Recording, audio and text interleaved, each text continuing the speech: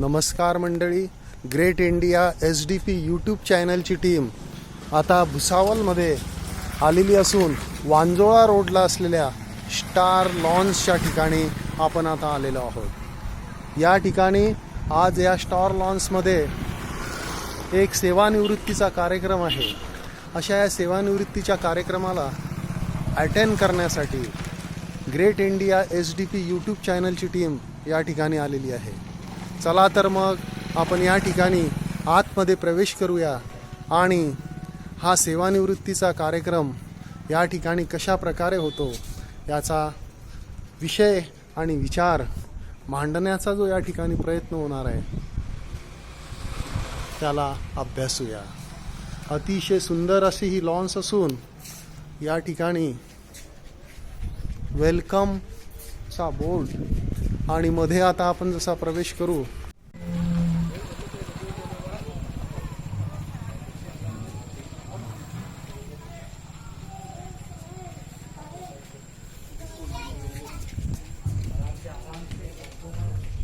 या ठिकाणी या कार्यक्रमासाठी आता गेस्ट लोकांची लगबग सुरू झालेली आहे। अतिशय सुंदर असे लॉन्स असून या ठिकाणी ज्यांच्या सेवानिवृत्तीचा हा कार्यक्रम आहे दर्शनी भागी त्यांचा या ठिकाणी बॅनर लावलेला आपण बघूया। सेवानिवृत्ती समारंभ प्रवीण लक्ष्मण सराफ, औषध निर्माण अधिकारी, जिल्हा परिषद जळगाव यांच्या सेवानिवृत्तीचा हा कार्यक्रम आहे आणि हा संपूर्ण कार्यक्रम ग्रेट इंडिया SDP यूट्यूब चॅनलची टीम या ठिकाणी आपल्या प्रेक्षकांसाठी घेऊन आली। ज्यांच्या सेवानिवृत्तीचा हा कार्यक्रम आहे प्रवीणराव, ज्यांच्या सेवानिवृत्तीचा हा कार्यक्रम आहे त्यांचं या ठिकाणी आगमन झालेलं आहे। प्रवीण सराफ आणि सौ वर्षा सराफ या ठिकाणी त्यांचं आगमन झालेलं असून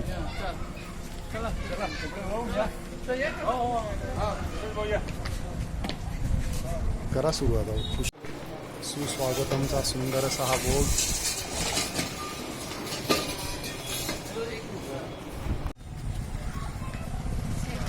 प्रवीणराव यांच्या स्वागत प्रित्यर्थ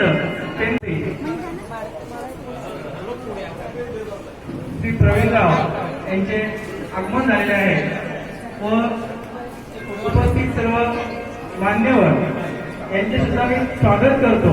सुस्वागतम सुस्वागतम सुस्वागतम।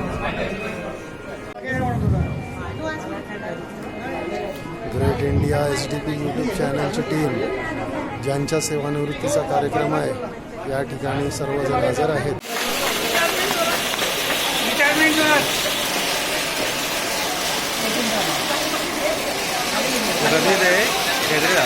आम्ही तेच म्हणतो, इतने मशहूर है कि आपके जिंदा दिल के किस्से इतने मशहूर है कि सम्मान से हम सबका सर झुक जाता है।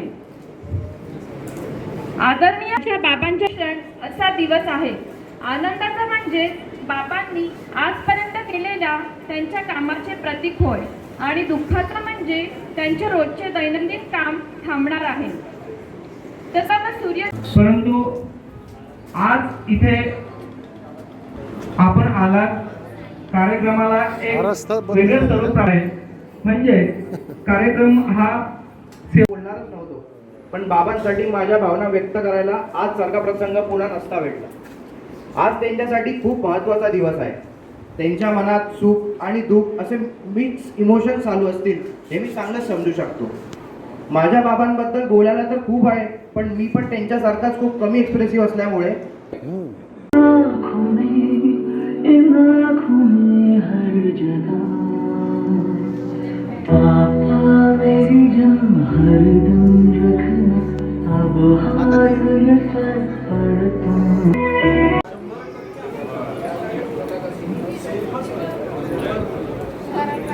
नमस्कार, माझा आपल्या सर्वांना नमस्कार।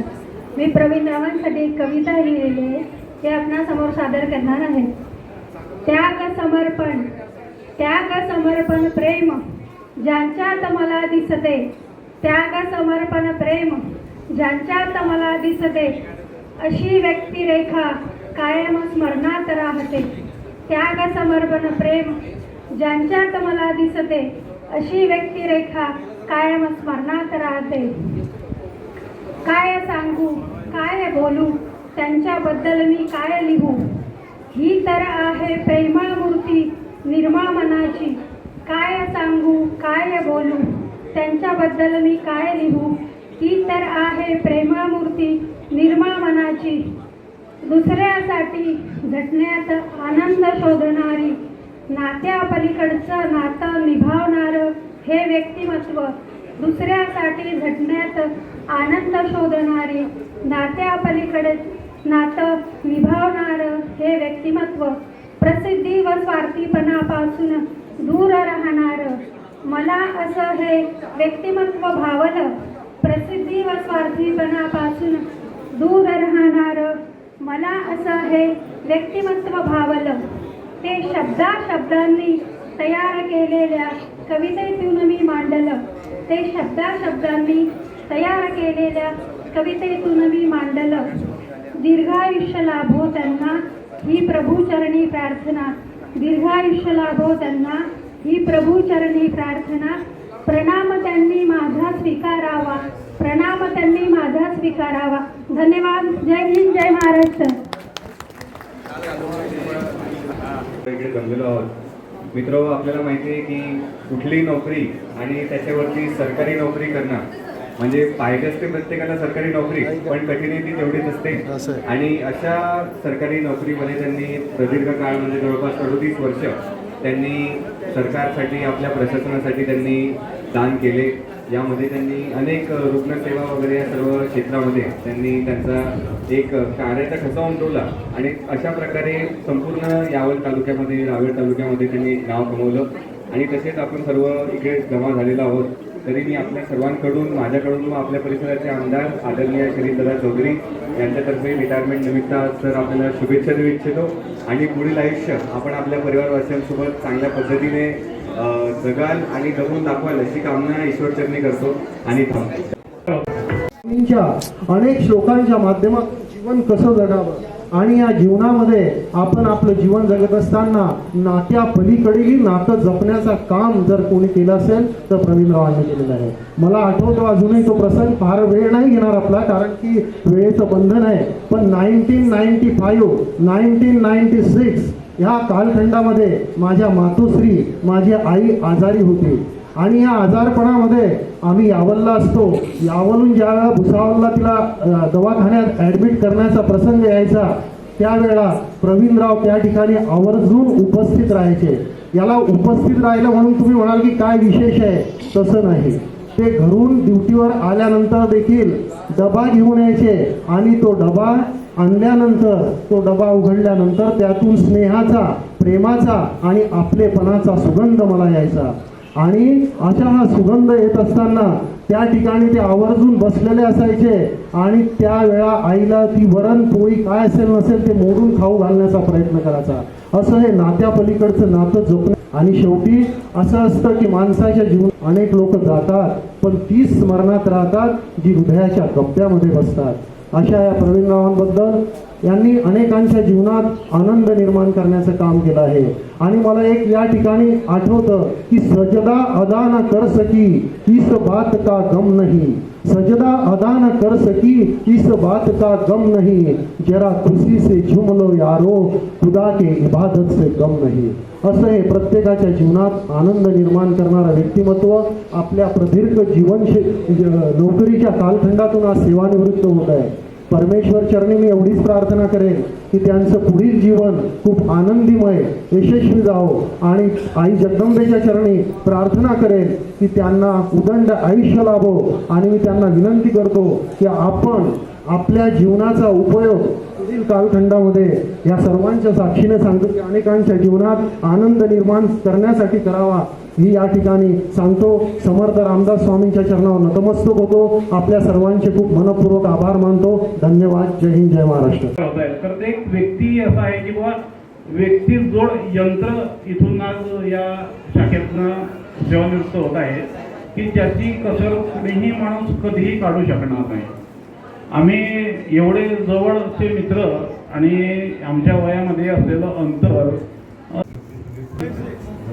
त्या भावाच्या आधीपासून एक संमिश्र राजकारण आहे सेवानिवृत्त आणि आजपासून उद्यापासून आपल्याला दुसरं काही काम नाही आहे या विचारात राहणार, परंतु त्याचबरोबर एक इतके वर्ष 38 वर्षाची आपण जी बाबांमुळे, कारण एक माझ्या जीवनातला प्रसंग सांगतो. माझी पहिली जॉईनिंग मी NRCमध्ये स्कूल प्रोग्रामला जॉईन केलं होतं. तर माझी पहिली जॉईनिंग झाली होती वारंगा वारीसला आणि PM दादा TMO होते आणि मराठी सर तेव्हा बोलवडला TMO होते. त्यावेळेस बापूंनी एवढं सांभाळून घेतलं की किंवा जो प्रत्येक नवीन POला फार्मसी ऑफिसरला मेडिसिन काय असते, डिस्पेन्सिंग कशी करायची, पेशंटशी कसं बोलायचं आणि कितीही झालं पेशंटने किती विचारला